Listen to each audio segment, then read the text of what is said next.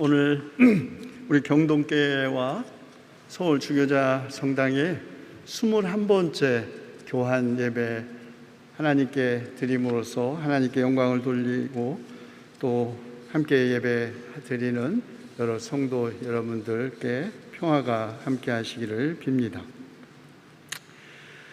실험에 의하면 사람이 누군가를 만나면 2, 3분 안에 첫 인상이 형성되는데 그때 가장 중요한 정보는 외모와 복장이라고 합니다. 사람들은 그 외모와 복장을 통해 그 사람의 교육 수준, 직업, 가정 환경, 신분, 심지어는 성격까지도 판단합니다.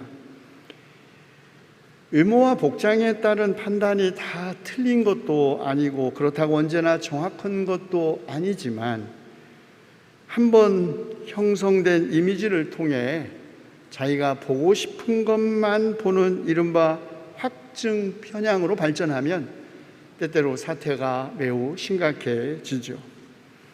이런 확증 편향은 자기가 원하는 정보만 선택적으로 모으거나 자신의 관찰과 경험을 편향적으로 재해석하게 합니다. 그리고 자신의 믿음에 대한, 자신의 판단에 대한 근거 없는 과신을 갖게 되죠. 여러분, 앙투안 드 생텍쥐페리를 아시죠? 그가 44살에 1944년 44살의 나이에 비행 중 실종하기 한 해 전 그의 마지막 작품으로 남긴 것이 어린 왕자입니다. 비행기 고장으로 불시착한 사하라 사막에서 어느 별에서 온 어린 왕자를 만난 이야기입니다. 그 대화 가운데 이런 내용이 있죠. 나는 이렇게 해서 대단히 중요한 두 번째 사실을 알게 되었다.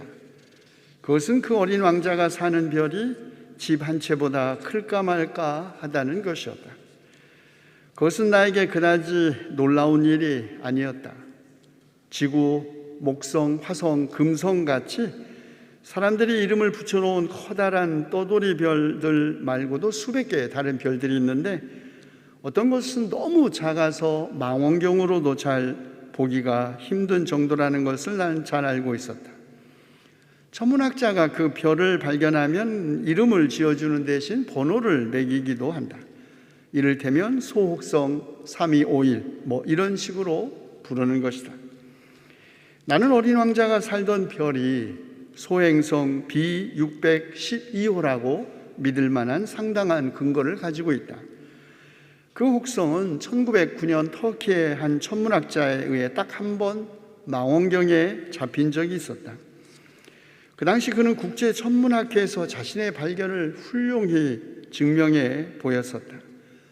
그러나 그가 터키 고유의 의상을 입고 있었기 때문에 아무도 그의 말을 받아들이지 않았다. 어른들이란 모두 다 이런 식이다.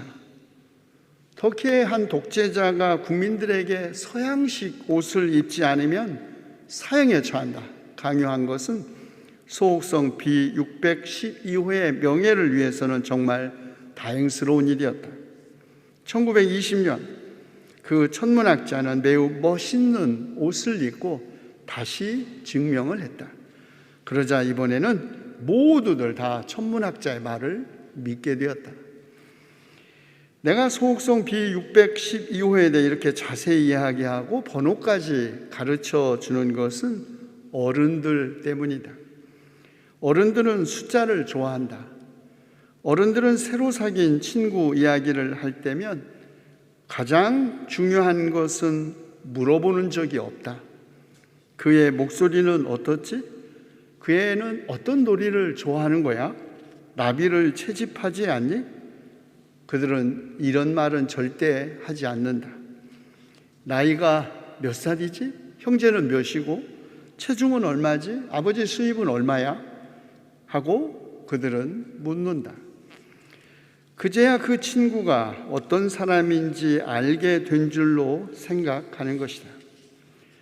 만일 어른들에게 창턱에는 제라늄 화분이 있고 지붕에는 비둘기가 있는 분홍빛 벽돌집을 보았어요 라고 말하면 그들은 그 집이 어떤 집인지 상상하지 못한다. 그들에게는 10만 프랑짜리 집을 보았어요 하고 말해야만 한다. 그러면 그들은 그럼 정말 좋은 집이구나 하고 소리치는 것이다. 성경의 겉모습으로 번역된 단어는 문자적으로 눈입니다. 그리고 하나님은 사람을 그 겉모습이 아니라 그 중심을 보신다고 번역된 그 중심은 문자적으로 마음입니다. 사람은 눈으로 사람의 겉만 보지만 하나님은 사람의 마음을 보신다는 것이죠. 열 길 물속은 알아도 한 길 사람 속은 모른다거나 물은 건너봐야 알고 사람은 지내봐야 안다는 속담처럼 한 사람을 바르게 안다는 것은 오랜 시간을 필요로 하고 결코 쉬운 일이 아닙니다. 그것은 사람들이 자기 속내를 쉽게 드러내지 않기 때문이기도 하지만 사실은 사람들이 겉만 보고 너무 쉽게 너무 서둘러 속단하는 성향 때문이기도 하지요. 그래서 사무엘 같은 제사장도 이새의 아들 가운데 장남을 그 겉모습으로만 보고 곧 그가 왕으로 세움받을 인물이라고 판단했던 것입니다. 그러나 하나님은 사람들의 눈에 쉽게 뜨이지 않는 곳에서, 아니 사람들이 눈길조차 잘 주지 않는 곳에서 하나님의 일을 맡길 인물을 찾으십니다. 사무엘이 소년 다윗을 보았을 때 하나님께서 바로 이 사람이다, 어서 그에게 기름을 부어라라고 말씀하시지 않았더라면 사무엘은 그렇게 하지 않았을지도 모릅니다. 8 형제 가운데 가장 나이가 어린 막내, 가장 약하고 비천한 인물이 어떻게 이스라엘의 왕이 될 수 있단 말입니까? 그러나 사람의 겉모습이 아니라 마음을 보시는 하나님은 소년 다윗을 선택하셨고 그를 왕으로 세우셨죠. 하나님은 사람들이 잘 주목하지 않는 곳, 보잘것없는 사람들 가운데서 하나님의 나라를 세워가신다는 것은 오늘의 복음서 마가복음서의 겨자씨 비유에서도 드러나죠. 사람들은 흔히 이 겨자씨의 비유를 작은 시작과 큰 결과의 대조를 극명하게 보여주는 것이라고 해석해 왔습니다. 그래서 욥기에 나오는 말처럼 내 시작은 미작했으나 내 마지막은 창대하리라. 그래서 그리스도 신앙을 가진 사람의 시작은 미미하지만 마침내 성공하고 출세할 것이라고.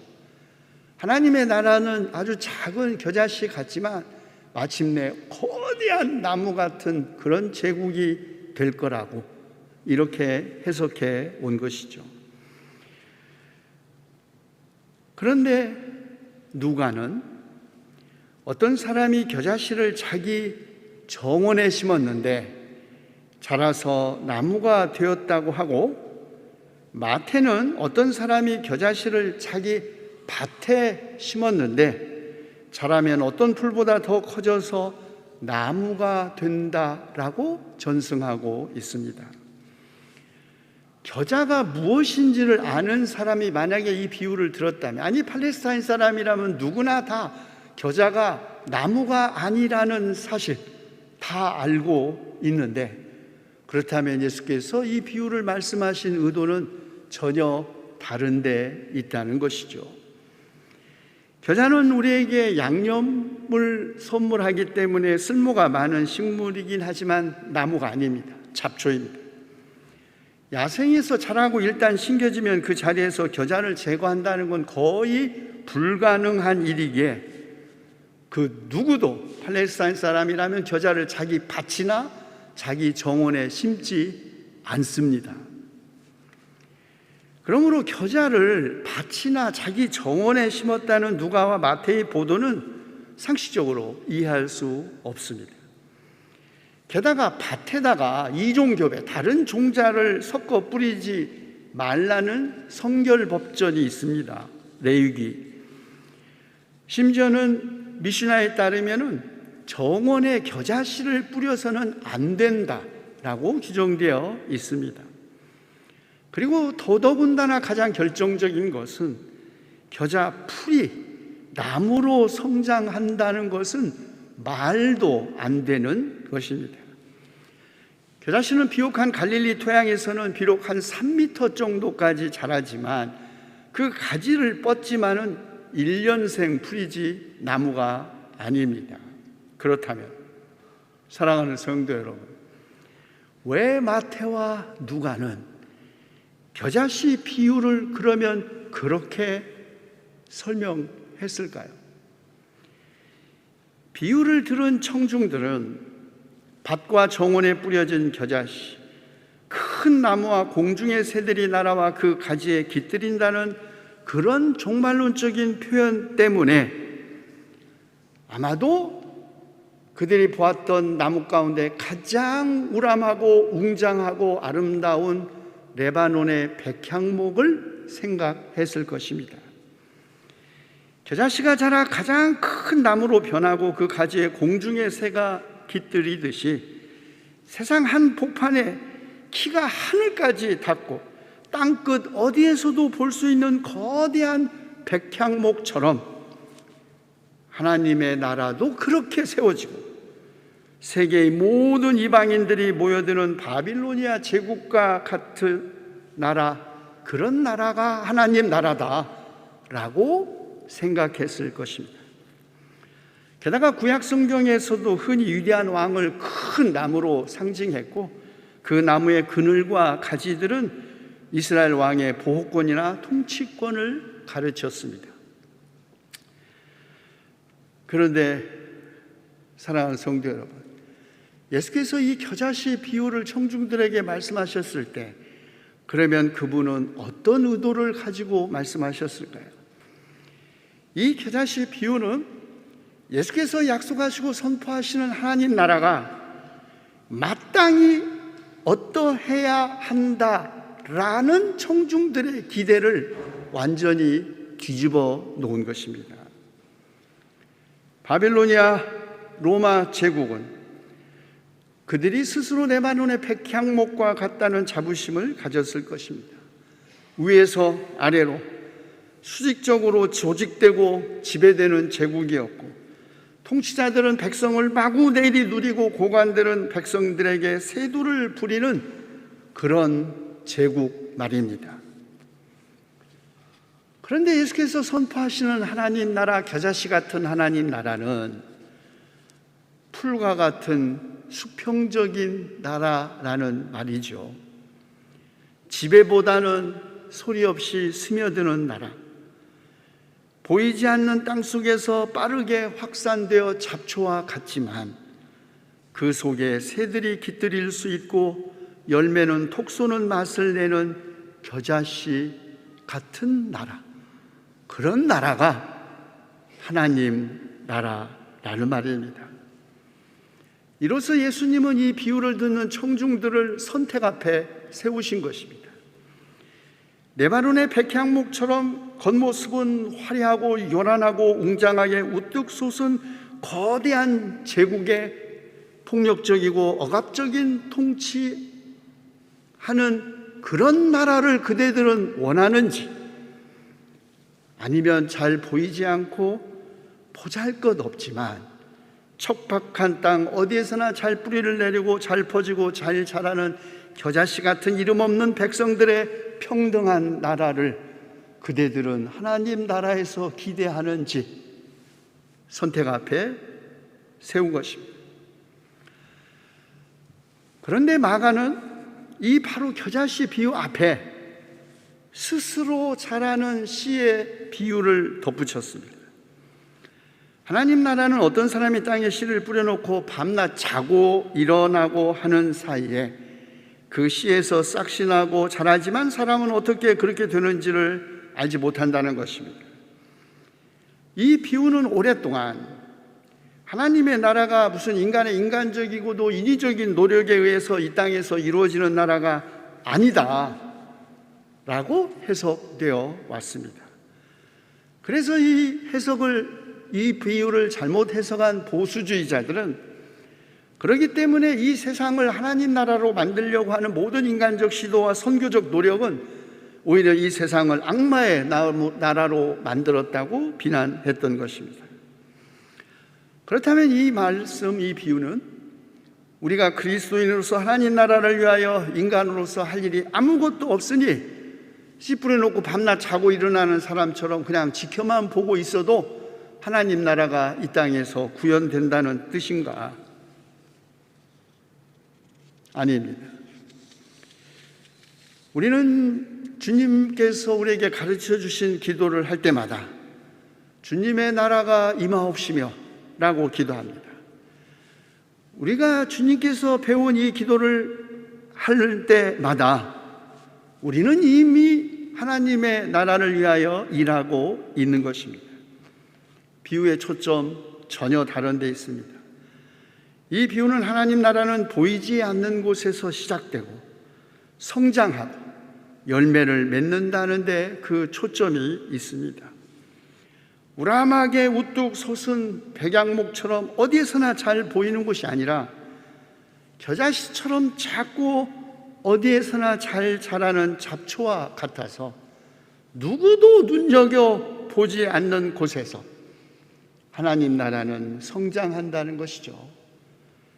나사렛 출신의 가난한 청년 목수 예수가 그리스도라고 고백했던 그리스도인들의 고백을 믿을 수 없었던 것, 나사렛에서 갈릴리에서 선한 것이 날 수 없다는 선입관 때문에 그들은 현실을 볼 수 없었던 것이죠.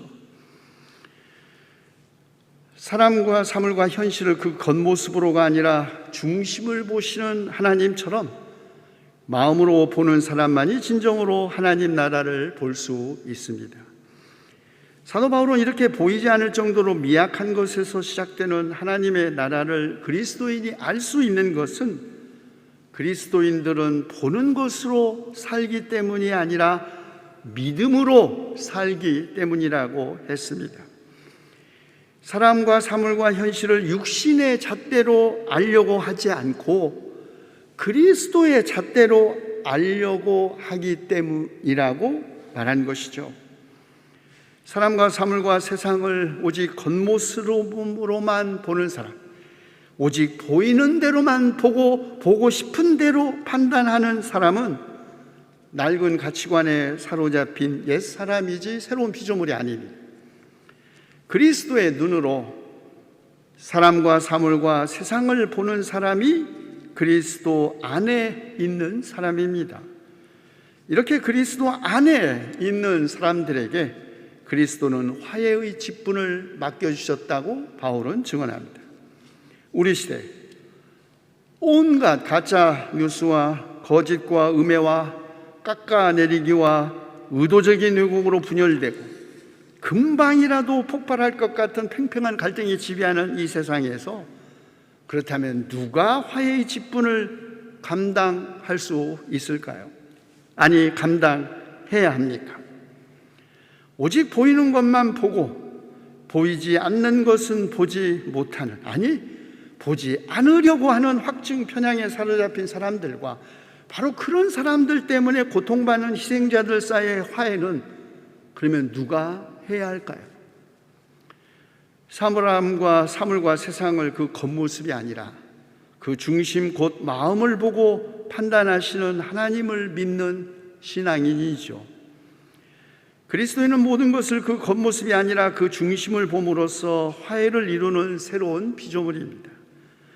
그러므로 하나님 나라를 위해 부르심을 받은 그리스도인은 하나님의 나라가 백향목에 비해 보잘것없는 겨자씨 같다고 절망하거나 겉으로 웅장하게 보이는 제국이 아니라 땅 밑에 보이지 않는 미미한 씨앗 같다고 그렇게 낙심할 필요가 없습니다.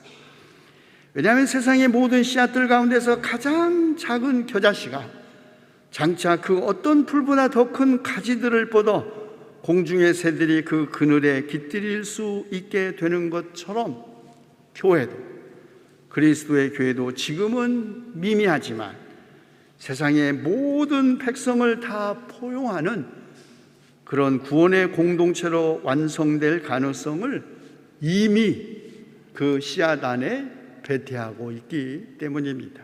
기도합시다. 보혜사이시며 진리의 영이신 주님, 우리에게 자비를 베푸시어 우리가 사람과 사물과 이 세상을 그 겉모습만을 보고 그 겉모습만을 따라 판단하지 않고 그 중심을 볼 수 있는 눈과 마음을 주시옵소서. 하여 보이지 않는 곳에서 이미 자라나는 주님의 나라 볼 수 있게 하시고, 겉모습으로만 판단하는 사람들과 그런 사람들 때문에 고통받는 사람들 사이에서 우리가 화해의 직분을 감당할 수 있게 인도하시옵소서. 우리 주 예수 그리스도의 이름으로 기도하옵나이다. 아멘.